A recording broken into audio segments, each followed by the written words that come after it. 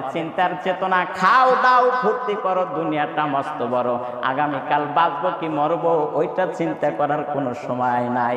এইরকম লোক দেশে কম না বেশি? বর্তমান সময়ে কিসের নামাজি, কিসের বেনামাজি, কিসের হাজি সাহেব, কিসের গাজী সাহেব, সব সাপ এখন গোরা সাপ হয়ে গেছে। সোশ্যাল মিডিয়ায় সব এখন ভাইরালের নেশায় চলতেছে। বউ দিয়া, মিয়া দিয়া, ছেলে দিয়ে, বিটি দিয়ে সব এখন নেশায়। একটাই, আমি কি করে ভাইরাল হব, কি করে ভাইরাল হব। ভাইরাল হতে গিয়ে পরনের লুঙ্গি খুলে গেছে, যাক তাতে কোনো দুঃখ নাই। নিজের ইজ্জত মানুষ দেখতেছে, তাও কোনো পরোয়া নাই। একটা নেশায় শুধু আমি কি করে ভাইরাল হব। এই ভাইরালের ক্ষেত্রে হাজী সাহেবের মেয়ে তার ছেড়ে দিয়েছে, মুফতি সাহেবের মেয়েটা ছেড়ে দিয়েছে, নামাজের মেয়েটা ছেড়ে দিয়েছে। আমি আপনি সকলের বউটাকে পর্দার থেকে বের করে দিয়েছি।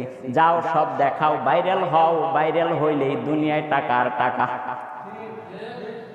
তাহলে আমরা কি পরকালের সুখের চিন্তা করি? জোরে কোন চিন্তা করি?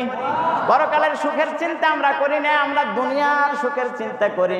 আর আল্লাহর পয়গম্বর বলেন, আদ-দুনিয়া সিজনুল মুমিন ওয়া জান্নাতুল কাফির। দুনিয়াটা হলো মুমিন মুমিনার জন্য জেলখানা, আর ফাসিক ফুসুকের জন্য দুনিয়াটা হলো কয়েদখানা। ফাসিক ফুসুকের জন্য দুনিয়াটা হলো বালাখানা। তাহলে মুমিন মুমিনার জন্য জেলখানা দুনিয়া, আর ফাসিক ফুসুকের জন্য হলো বালাখানা।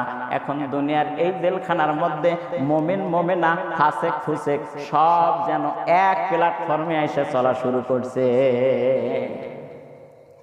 এ কথা কার কাছে বলবেন?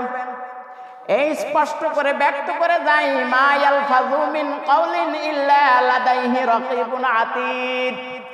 এই জন্য বাজান, আমার প্রত্যেকটা কথাই রেকর্ড হয়। এই যে রেকর্ড হচ্ছে, আল্লাহ তো রেকর্ড করতেইছে, আবার এখানেও রেকর্ড হচ্ছে।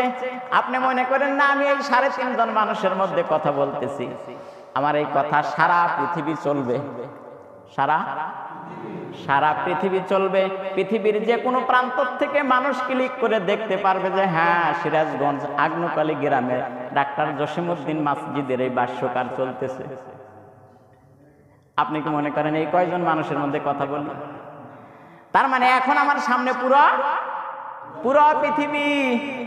পুরো পৃথিবীর সামনে কথা বলা 4টিখানি ব্যাপার।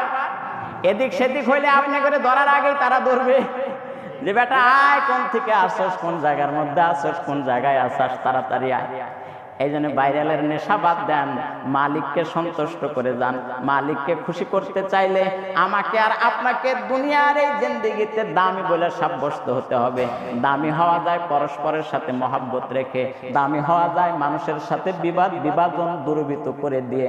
সামনে ঈদুল আজহা আসতেছে, ঈদুল আজহা আসার পূর্ব মুহূর্তে নিজেদের ভেতর থেকে হিংসা, ফাসাদ, অহংকার সব কিছু চুরমার করে দিতে পারি কি পারি না? আগেই দেব না ঈদের পরে দেব ইনশাআল্লাহ? জোরে বলেন ইনশাআল্লাহ।